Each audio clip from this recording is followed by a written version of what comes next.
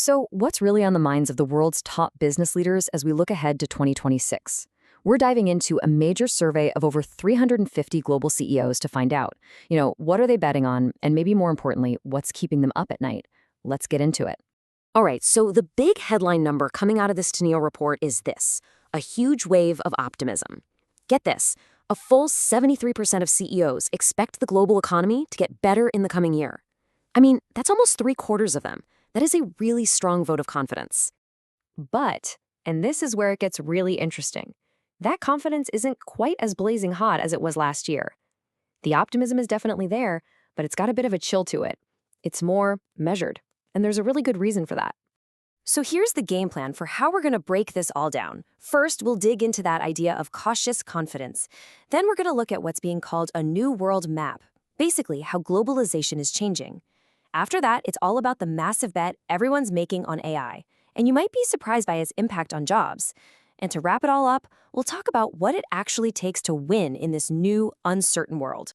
Okay, first up, this idea of cautious confidence. What does a measured outlook even mean when you're running a global company?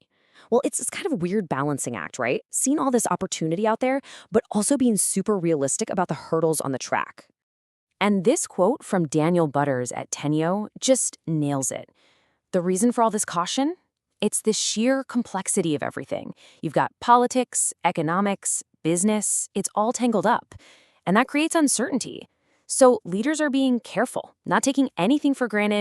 So how does that caution actually play out in the real world? Well, it's leading to this huge rethink of globalization. It's like the investment map of the world is being completely redrawn. The big question is, where is all the money going now? Now, check this out. The US is still number one. No surprise there. 89% of CEOs see it as the most attractive place to invest. But look at how close the Asia-Pacific region is, a massive 82%. It's not just a contender, it's an absolute powerhouse breathing right down its neck.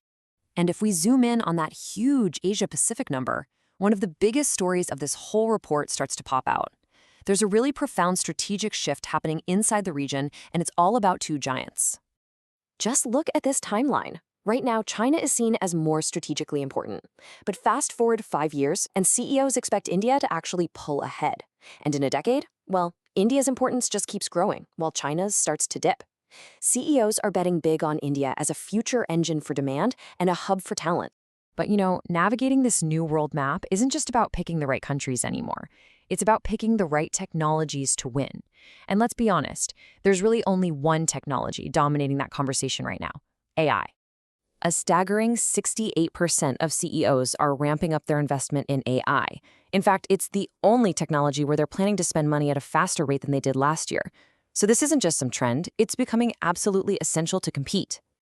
And that, of course, leads us to the multi-trillion-dollar question. With all this cash pouring into AI, what's the return? Is it actually working? Is it delivering the results everyone is hoping for? And this right here reveals this huge disconnect. You've got investors who are super impatient. More than half of them expect to see a positive return in under 6 months. But the CEOs who are actually trying to make this stuff work, only 16% think that's even possible. A massive 84% are saying, whoa, slow down, this is going to take a lot longer. It's a huge gap between what the market wants and what's happening on the ground. All this money and energy going into AI naturally leads to another huge question, one that affects all of us. What's this going to mean for our jobs? I mean, it's the question on literally everyone's mind, right?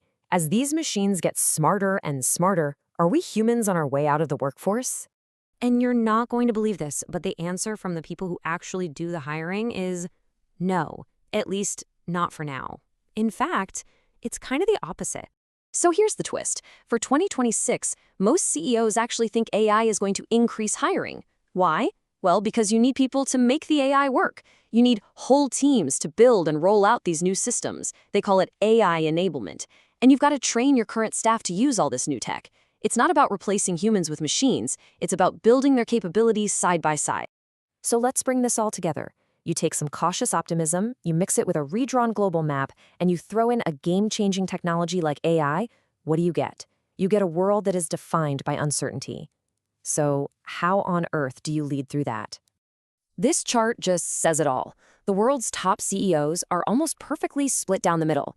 You've got 52% who think all this chaos is just a temporary storm that we'll get through, but then you have 48% who believe this is the start of a fundamental, long-term reordering of the entire world.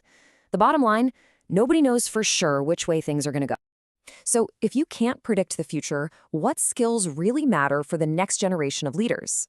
Well, the CEOs in the survey were crystal clear. It all boils down to two things: agility, being able to adapt and pivot on a dime, and creativity, the ability to come up with new answers when the old ones don't work anymore. Which leaves us with one final big idea to chew on.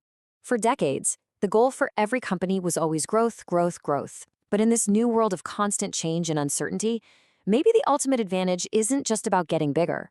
Maybe it's about being strong enough, flexible enough to handle whatever comes next.